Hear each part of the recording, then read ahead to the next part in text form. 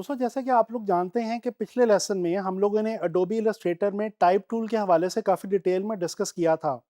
मैंने आप लोगों को बताया था कि इलस्ट्रेटर में हम पॉइंटर टेक्स्ट किस तरह से लेते हैं और इसी तरह से हम पैराग्राफ टेक्स्ट को किस तरह से क्रिएट करते हैं या एडिट करते हैं। हम लोगों ने पिछले लेसन में कैरेक्टर पैनल जो है टाइप टूल के अंदर, जो कि बहुत इंपॉर्टेंट चीज़ है, जहाँ पे एक्चुअली हम अपने टेक्स्ट की फॉर्मेटिंग कर रहे होते हैं, सेटिंग कर रहे होते हैं, वो मैंने आप लोगों को बताया था।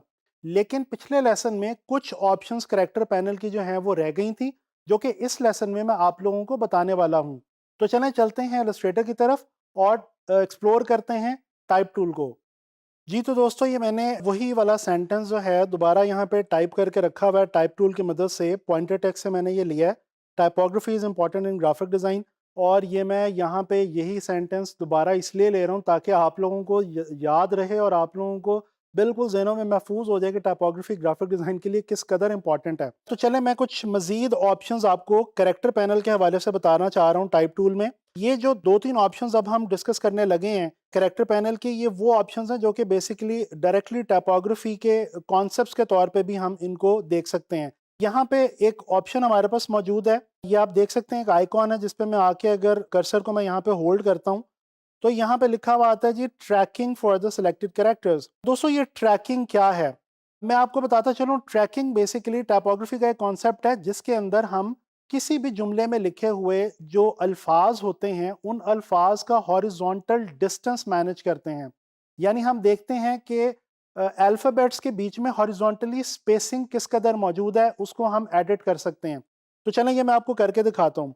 दोस्तों इसके दो तरीके हैं, आप ये देख सकते हैं अपर एरो और लोअर एरो हमारे पास मौजूद है। अगर मैं अपर एरो पे क्लिक करूं और इस पे मैं यहाँ पे होल्ड कर लूं तो ये आप देख सकते हैं कि मेरे जो अल्फ़ाबेट्स हैं इनका हॉरिजॉन्टल डिस्टेंस आपस में बढ़ता जा रहा है।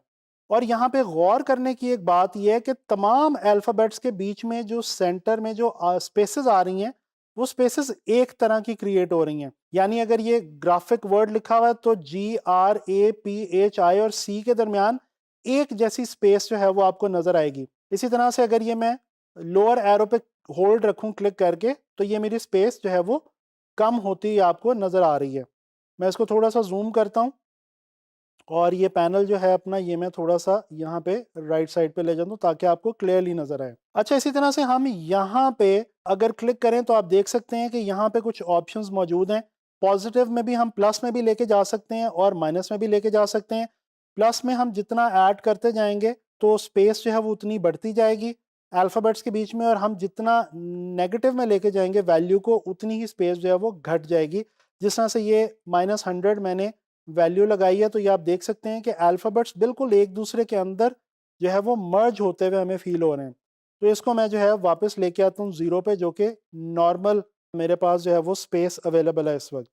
ये आप लोगों ने देखा कि ट्रैकिंग की मदद से हम लोग किस तरह से अल्फ़ाबेट्स के आपस की जो स्पेसेस हैं उनको हम मैनेज करते हैं। अच्छा, अब मैं एक और चीज़ आपको बताने लगा हूँ, लेकिन उससे पहले मैं यहाँ पे क्या करूँगा, मैं टाइप टूल में जाके यहाँ पे टेक्स्ट बॉक्स एक लूँगा।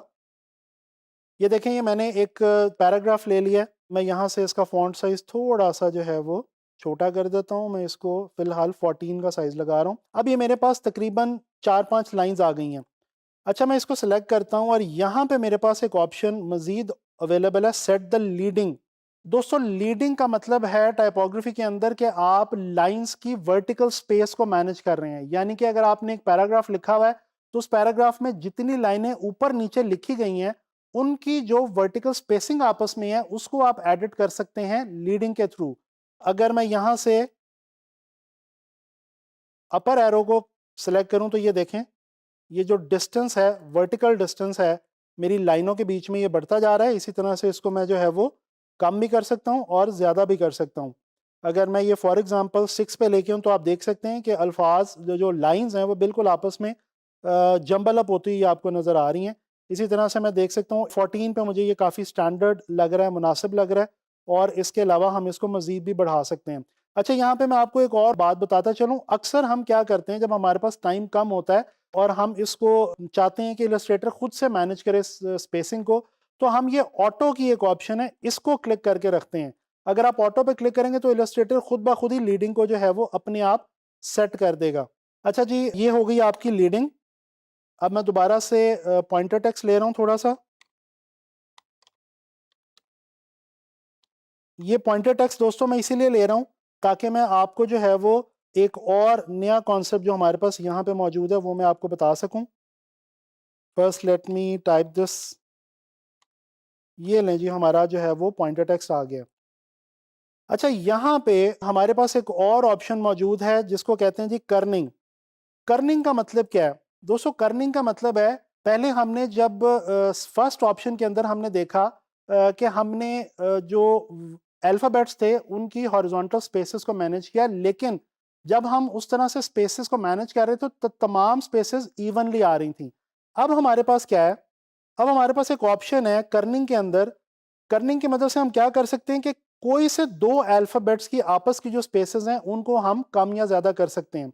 बल्कि मैं ये सेंटेंस जो है ये मैं यहाँ से इरेज कर रहा हूँ और मैं यहाँ पे एक सिंगल वर्ड टाइप कर रहा हूँ। मैं यहाँ पे लिख रहा हूँ जी टेक्स्ट, और इसका मैं साइज थोड़ा सा बढ़ा रहा हूँ। अच्छा, ये देखें, आप देख सकते हैं कि टी और ई के दरमियान जो स्पेस है वो आपको काफ़ी ज़्यादा लग रही है, जबकि ई और एक्स और टी के दरमियान में जो स्पेस है वो काफ़ी आपको इवन लग रही है। तो हम यहाँ से क्या करते हैं कि हम टी प्रेस करते हैं, यहाँ पे आके क्लिक करते हैं और हम यहाँ से इस स्पेस को जो है वो कम या ज़्यादा कर सकते हैं। ये देखें, अगर हम प्लस में जाएंगे तो बढ़ती जाएगी, अगर हम माइनस में आएंगे तो ये स्पेस जो है ये घटती जाएगी।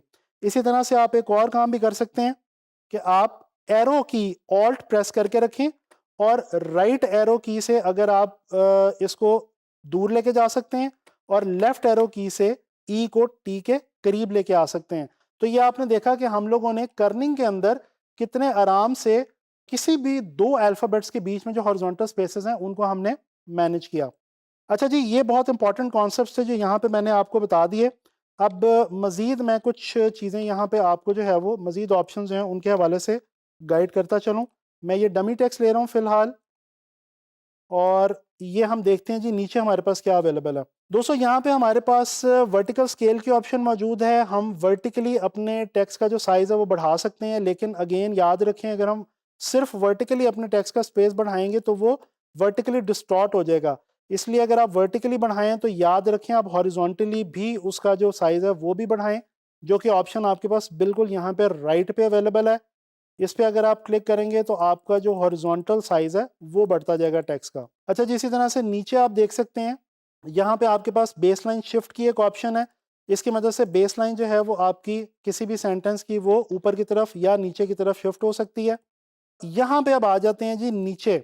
अच्छा, नीचे यहाँ पे हमारे पास कुछ ये टी लिखे हुए नज़र आ रहे हैं, उस पे लिखा हुआ है ऑल कैप्स।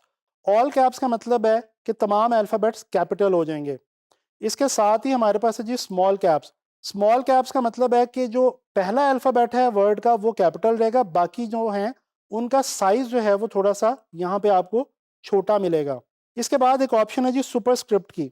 दोस्तों, आप लोगों को याद होगा कि हम लोग पढ़ते थे मैथ्स के अंदर X square plus Y square. अब ये जो स्क्वायर वाली जो ऑप्शन थी, ये मैं आपको करके बताता हूँ। ये मैंने लिखा है x2 प्लस y2। अब ये 2 को मैं सेलेक्ट करता हूँ और इसको मैं यहाँ पे आके कर देता हूँ सुपरस्क्रिप्ट। तो ये आप देखें कि बिल्कुल जैसा मैथ्स के फॉर्मूला में स्क्वायर ऊपर लिखा होता था उस तरह से ये सुपरस्क्रिप्ट में ऊपर चला गया। इसी तरह से मैं इसको डिलीट करता हूँ और मैं यहाँ पे लिखता हूँ कैपिटल O और उसके बाद 2। अब ये जो 2 है आपको पता है ये केमिस्ट्री का एक फॉर्मूला है O2। अब इसमें 2 को जाना चाहिए नीचे, तो यहाँ पे मैं 2 को सेलेक्ट करता हूँ और मैं यहाँ पे आके सबस्क्रिप्ट के ऊपर जो है वो क्लिक कर देता हूँ। जैसे ही सबस्क्रिप्ट पे मैं क्लिक करूँगा तो ये आप देख सकते हैं कि ये जो आपका 2 है ये नीचे चला गया हमारे पास। अच्छा, एक और बात यहाँ पे याद रखें कि आम तौर पे होता क्या है कि ये वाली ऑप्शन जब हम यूज़ कर रहे होते हैं तो इनको हम ऑन ही छोड़ देते हैं, जिससे बाद में जो है वो हमें प्रॉब्लम होती है। तो याद रखें कि ये ऑप्शन साथ-साथ आपने जब भी आप एक्सप्लोर करें या यूज़ करें साथ-साथ आप ऑफ करते जाएँ।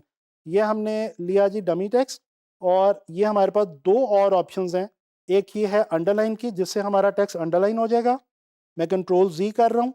और एक ये है स्ट्राइक थ्रू की, जिससे हमारे टेक्स्ट के बीच में एक लाइन ऐड हो जाएगी। दोस्तों, इस लेसन में हमने देखा कि हम इलस्ट्रेटर के अंदर ट्रैकिंग, लीडिंग और कर्निंग जैसी जो इम्पोर्टेंट टेक्स्ट फॉर्मेटिंग टेक्निक्स हैं उनको हम किस तरह से टाइप टूल की मदद से इस्तेमाल कर सकते हैं। और अपने टेक्स्ट को जो है वो इंटरेस्टिंग बना सकते हैं। इस लेसन में हमने कैरेक्टर पैनल अपना जो है वो कंप्लीट कर लिया है। नेक्स्ट लेसन में मैं आपको टाइप टूल के हवाले से ही पैराग्राफ को फॉर्मेट करना सिखाऊंगा। तो मुलाकात होती है नेक्स्ट लेसन में पैराग्राफ टेक्स्ट के साथ।